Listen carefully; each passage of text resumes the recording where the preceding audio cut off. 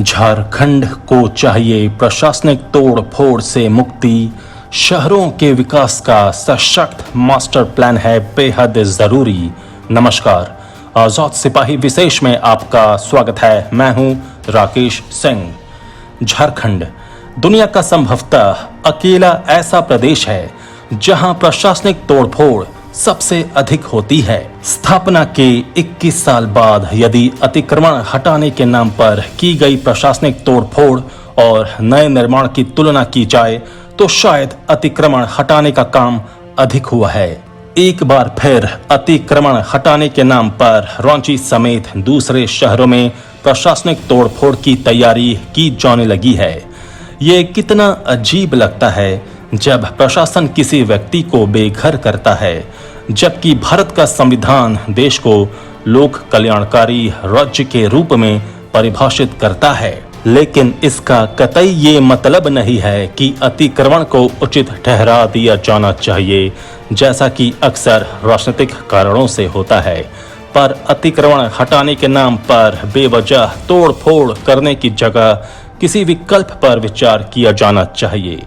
शहरों पर बढ़ते आबादी के दबाव के कारण झारखंड जैसे राज्य में ऐसी योजनाएं बनाए जाने की जरूरत है जिन्हें धरातल पर उतारकर कम से कम अगले 50 साल तक नया शहर विकसित करने की जरूरत नहीं पड़े। लेकिन झारखंड की राजधानी रांची में महज 15 साल का मास्टर प्लान बनाया जा रहा है। ये वास्तव में नौकरशाही का वो जाल है जिसकी मारक क्षमता का किसी को अंदाजा नहीं है। झारखंड अलग राज्य बनने के बाद से ही ये देखा जा रहा है कि झारखंड के अधिकारी केवल योजनाएं बनाते हैं, उन्हें लागू कराने में उनकी कोई दिलचस्पी नहीं होती।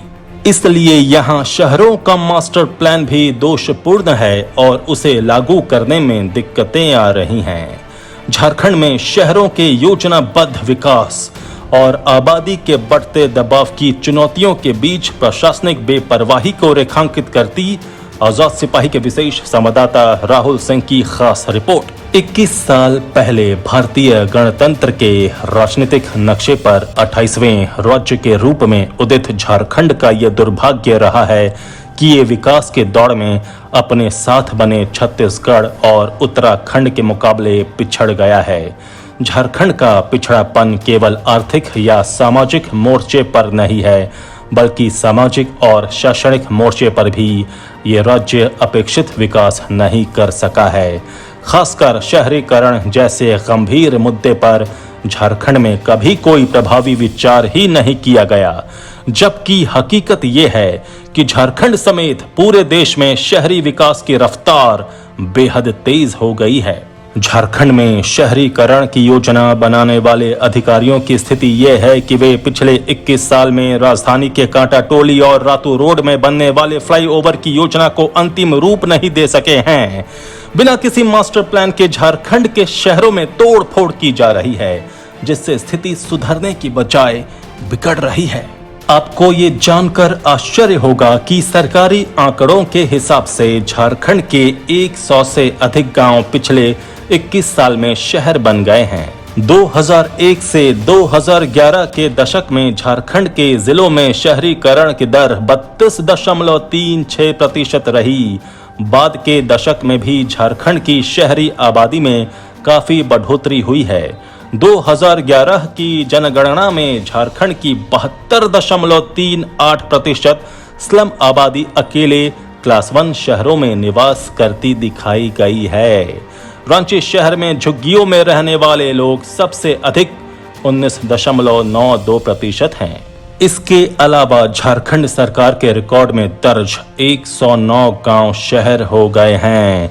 भारत सरकार के जनगणना कार्य निदेशालय ने तय मानकों के आधार पर इनकी पहचान की है। झारखंड सरकार को इसकी रिपोर्ट सौंप दी गई है। 2021 की जनगणना इन्हें गांव की जगह शहर मानकर होगी। जनगणना कार्य निदेशालय ने शहर का रूप अख्तियार कर चुके ऐसे गांवों को सेंसस टाउन का दर्जा दिया है। पिछली जनगणना की रिपोर्ट आने के बाद इन गांवों ने शहर का रूप धारण किया है। प्रदेश के अधिकतर जिलों में ऐसे गांव चिन्हित किए गए हैं।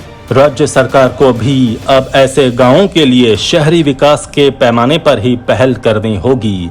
नगर निकाय का दर्जा देने से पहले भी इसके बारे में विचार करना होगा। झारखंड नगर पालिका अधिनियम के तहत नगर निकाय का दर्जा देने के पैमाने अलग हैं, लेकिन अफसोस इस बात का है कि नए शहरों की कौन कहे, रांची जैसे क्लास 1 शहरों में भी नगरीय विकास का कोई खाका नहीं खींचा जा रहा है। छत्तीसगढ़, उत्तराखंड और बिहार जैसे राज्य जहां अपने शहरों के विकास की योजना 2050 की आबादी को ध्यान में रखकर बना रहे हैं, झारखंड के अधिकारी 2037 से आगे ही नहीं बढ़ पा रहे हैं। इसका नतीजा ये होता है कि शहरों में अतिक्रमण बढ़ता है और योजना के अभाव में लोगों के सामने समस्याएं बढ़ती हैं। मास्टर प्लान के अभाव में शहरों का विस्तारीकरण नहीं हो रहा है। उदाहरण के लिए रांची को ही ले लें। नई राजधानी और स्मार्ट सिटी की योजना तो बन गई है, लेकिन पुराने शहर में बड़े बड़े मॉल और आवासीय परिसरों का विकास धड़ल्ले से हो रहा है, जिससे ट्रैफिक आदि की समस्याएं बढ़ रही हैं। अब रांची के सर्कुलर रोड को नए सिरे से चौड़ा करने की योजना बन रही है, यानी इस सड़क के आसपास बने मकान तोड़े जाएंगे। इस सड़क को चौड़ा करने की बजाय यदि नए सर्कुलर रोड की योजना बनाई जाए तो उसमें तोड़फोड़ कम होगी और विरोध भी नहीं होगा। लेकिन झारखंड के अधिकारियों को इस सब से कोई मतलब नहीं है। वे बस योजना बनाना जानते हैं और ये काम पिछले 21 साल से बदस्तूर जारी है। योजनाओं में खामियों का नतीजा राजनीतिक नेतृत्व को भुगतना पड़ता है। अधिकारी कभी इसकी जिम्मेवारी नहीं लेते। जानकार बताते हैं कि अगले 2 दशकों में झारखंड की सबसे गंभीर समस्या शहरीकरण को लेकर हो सकती है।